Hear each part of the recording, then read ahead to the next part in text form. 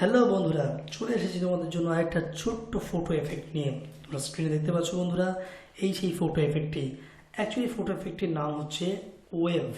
ওকে, একটা লাইট ওয়েভের একটা কাজ। তো তোমরা যেভাবে খুশি এই লাইট ওয়েভের কাজটা করতে পারো। তো তোমাদেরকে আজকে আমি দেখাবো এই যে লাইট ওয়েভের কাজটা আমি তোমাদেরকে দেখাচ্ছি, এটা কি করে করতে হয়। তো এটা করার জন্য তোমরা প্রথমে ফটোশপে আসবে এবং ফটোশপে আসার পরে তোমরা নতুন একটা পেজ নিয়ে নাও। আমি নতুন একটা পেজ নিয়ে নিচ্ছি বন্ধুরা। যে পেজটা তোমরা নেবে 11x11 নিতে পারো, অথবা তোমরা চাইলে এখানে 11:7 নিতে পারো, যা খুশি। আমি এখানে 11x11 নিয়েছি এবং 100 রেজলিউশন রেখেছি, RGB কালার রেখেছি এবং সেই সঙ্গে ব্যাকগ্রাউন্ড কন্টেন্ট আমি হোয়াইট না রেখে এটাকে ব্ল্যাকও করতে পারি। আর যদি তোমরা যারা বন্ধুরা পুরোনো ভার্সন ব্যবহার করছো তারা একটা কাজ করতে পারো। তারা এখান থেকে এটা হোয়াইট নেওয়ার পরে যখন তোমরা ক্রিয়েট করবে, করার পরে এই পেজটিকে তোমরা ব্ল্যাকে কনভার্ট করতে পারো। যেহেতু আমি এখানে ফরগ্রাউন্ডটা হোয়াইট এবং ব্যাকগ্রাউন্ডটা ব্ল্যাক রেখেছি, তো তোমরা এই ব্ল্যাকটাকে এখানে অ্যাপ্লাই করবে। ডকুমেন্টসের উপরে কীভাবে অ্যাপ্লাই করবে, কন্ট্রোল ডিলিট প্রেস করবে বন্ধুরা, এবং দেখে নাও ব্যাকগ্রাউন্ডটা অলমোস্ট ব্ল্যাক হয়ে গেছে। সে যাই হোক, এরপর আমরা যে কাজটা করব সেটা হচ্ছে আমরা একটা নিউ লেয়ার নেব। ওইখানে নিউ লেয়ার একটা নিচ্ছি। ব্যাস, নিউ লেয়ার পরে পরে তোমরা চলে যাবে পেন টুলে, এবং পেন টুলে গিয়ে এখানে একটু ড্রয়িং করতে হবে একটা। জাস্ট আমি উপরে একটা ক্লিক করলাম এবং ঠিক নিচে গিয়ে আমি শিফট চেপে আরও একটা ক্লিক করলাম। এবং এই ক্লিক করার পাশাপাশি তোমরা একটা কাজ করবে, ব্রাশ টুলে যাবে। ব্রাশে গিয়ে অবশ্যই তোমরা ব্রাশ টুলে ক্লিক করছো। আর হ্যাঁ, এখান থেকে তোমরা যে কোনো একটা ব্রাশ অ্যাজ অ্যান স্যাম্পল হিসেবে নিতে পারো। তুমি এই ব্রাশটাই ধরে নিচ্ছি এবং একটা কাজ করবে, এই ব্রাশটা এখান থেকে না নিয়ে তোমরা আর একটা কাজ করতে পারো। এই যে ব্রাশ টগল ব্রাশ যে অপশনটা আছে, এই টগল ব্রাশ থেকেও তোমরা নিতে পারো। নেওয়ার সঙ্গে সঙ্গে দেখো বন্ধুরা, তোমাদের সামনে ঠিক এমন একটা স্ক্রিন চলে আসবে। এবার তোমরা ক্লিক করবে ব্রাশ টিপ শেপে, এবং এখানে ক্লিক করলে তুমি কিন্তু অবশ্যই করেই পুরো ব্রাশের সেকশনটা দেখতে পাবে। এবং এখানে তোমরা ক্লিক করো। ধরো আমি এখান থেকে যে ব্রাশটি নিব, আমি ধরো এই ব্রাশটাই নিচ্ছি, এই যে ব্রাশটা, ছোট্ট ব্রাশটা, এটাকে নিলাম। এটাকে নেওয়ার পর আমরা আসবো শেপ ডায়নামিক্স। শেপ ডায়নামিক্সে গিয়ে এটাকে পুরোটা আমি কমপ্লিট করছি। ওকে বন্ধুরা, মিনিমাম রাইবিলিটি এমন রাখছি, অ্যাঙ্গেলটাই রাখলাম।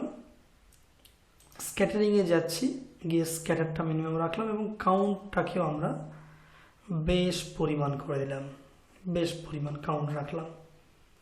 ব্যাস, এইটুকু স্টেপ তোমরা করবে। তবে এটাকে ক্লোজ করছো, আবার তোমরা পেন টুলে রিটার্ন যাবে। পেন টুলে রিটার্ন গিয়ে তোমরা জাস্ট এখানে গিয়ে রাইট ক্লিক করবে।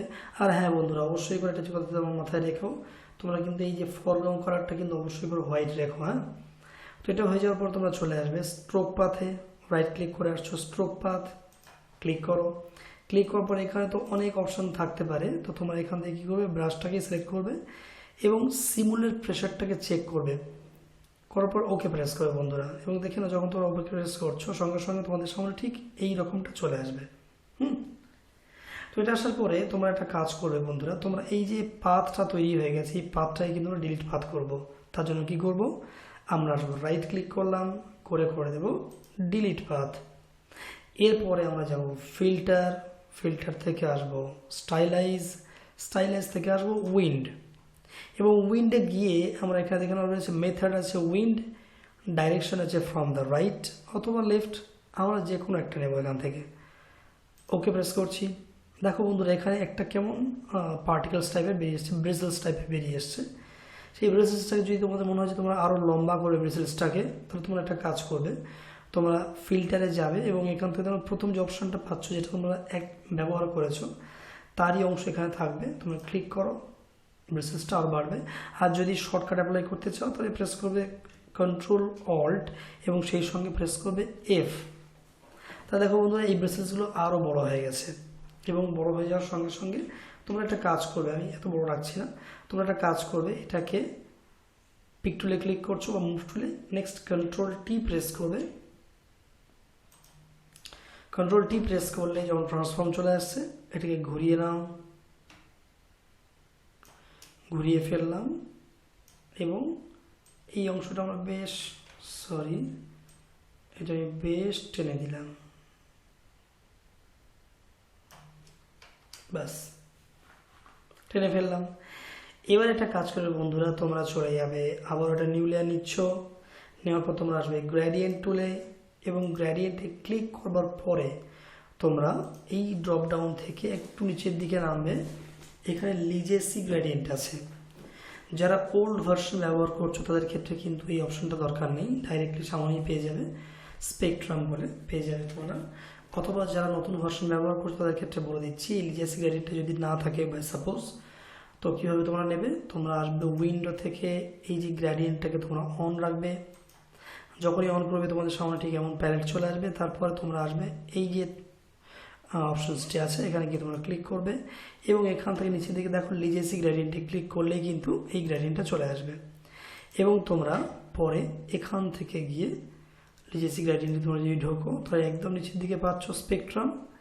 স্পেকট্রামের ড্রপডাউনে ক্লিক করলে তোমরা পেয়ে যাবে এখান থেকে এই যে স্পেকট্রাম পেয়ে গেলাম। আর এটাই হচ্ছে আমাদের কাজে লাগবে। আমরা আমরা গ্রেডিয়েন্ট টাইপটাকে অ্যাজ এ লিনিয়ার রাখবো, রেখে দিয়ে বাঁ দিক হোক বা ডান দিক হোক যে কোনো প্রান্ত দিয়ে আমি এটাকে টানলাম বন্ধুরা। তো দেখে নাও এটা ঠিক কালারটা এভাবে চলে আসছে। এরপরে যে লেয়ারে তোমরা এই কালারটি অ্যাপ্লাই করেছো সেই লেয়ারটাকে সিলেক্ট লেয়ার রেখে দিয়ে লেয়ারের মোডটা তোমরা চেঞ্জ করে করবে ওভারলে। তাহলে দেখে নাও বন্ধুরা তৈরি হয়ে গেছে। ব্যাস, এবারে তোমাদের যে কাজটি হবে সেটা হচ্ছে ঠিক এই রকম কোনো ছবি যদি তোমরা পাও তাহলে এই ছবিটা তোমরা নিয়ে চলে আসবে। ব্যাস, আমি এখানে নিয়ে চলে আসলাম, কিন্তু ছবিটা এই মুহূর্তে টোটালটাই ব্ল্যাক হয়ে রয়েছে। আমরা একটা কাজ করব, আমরা এই ছবিটাকে কিছুই না, সিম্পল কন্ট্রোল আই প্রেস করে দেব ইনভার্টের জন্য। দেখো বন্ধুরা চলে এসছে। এখন মজাদার বিষয় হচ্ছে যদি এই বিল্ডিংসগুলোকেও তোমরা যদি কালারাইজ যদি করতে চাও তাহলে বিল্ডিংসের জন্য যে লেয়ারটি তৈরি হয়েছে সেই লেয়ারটা স্পেকট্রামের যে লেয়ার আছে তার নিচে তোমরা নামিয়ে দাও।